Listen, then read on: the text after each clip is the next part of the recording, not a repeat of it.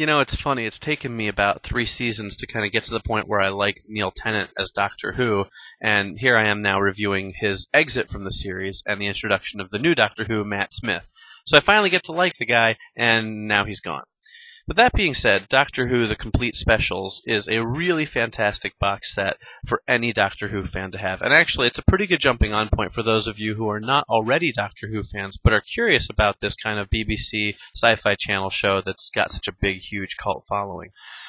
What this basically is kind of like the final season of Doctor Who, except instead of just weekly episodes, they were a series of 5 specials, which allowed the BBC to kind of put a little more energy, effort, and budget into each of them.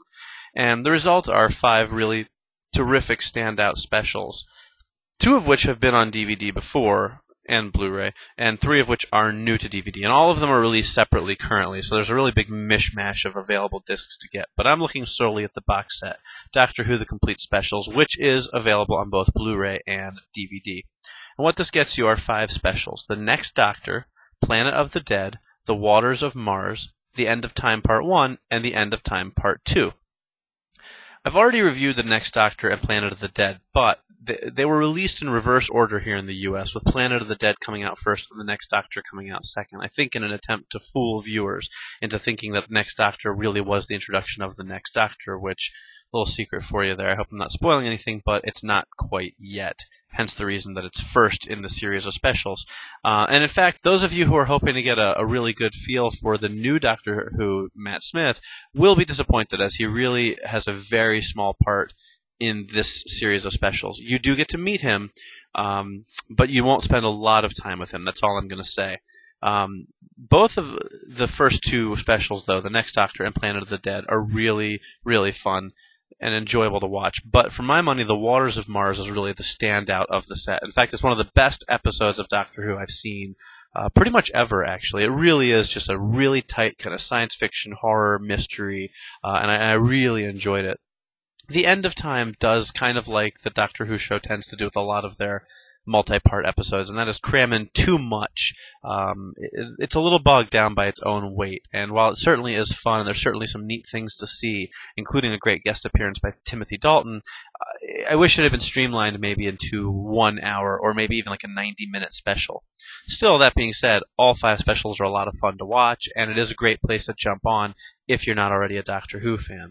Now, in terms of the Blu-ray versus the DVD, the Blu-ray picture quality are certainly an upgrade over the DVD, as are the soundtracks. Not necessarily the most aggressive upgrade you've ever seen, but you're going to notice improved picture clarity, definitely much brighter colors, and certainly an overall kind of improved aesthetic. But the DVDs are pretty great looking to begin with. This isn't the highest budgeted show in the world either, so it's not like it's night and day version between the DVD and the Blu-ray version.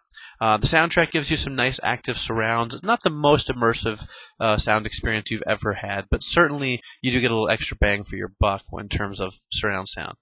Where both sets really shine are in their special features. The Blu-ray doesn't add anything exclusive over the DVD, but Doctor Who releases are known for their special features, and this collection is no different. Both The Next Doctor and The Planet of the Dead, when they were released originally, had about an hour's worth of extra features on them, and this set contains those plus a few more hours of extra features, with around 7 hours total. You get a Doctor Who Confidential on the Planet of the Dead, which is a making-of, an hour-long making-of for an hour-long program. You can't beat that. Doctor Who at the Proms, which is a really neat feature where it's a live orchestra performance of selections of music from the Doctor Who show with live appearances from many of the show's characters and aliens in costume, and it's all like a symphony orchestra setting. It's really quite cool. There's a collection of deleted scenes with an introduction from show creator Russell T. Davies. David Tennant's video diaries on the final days are a lot of fun, and that's kind of him going through everything behind the scenes. And I just realized I called him Neil Tennant earlier, which I believe is actually an 80s singer, so my apologies to you, David. I seem to always make that mistake. There are some Doctor Who BBC Christmas idents, as they're called, which are little short features for you.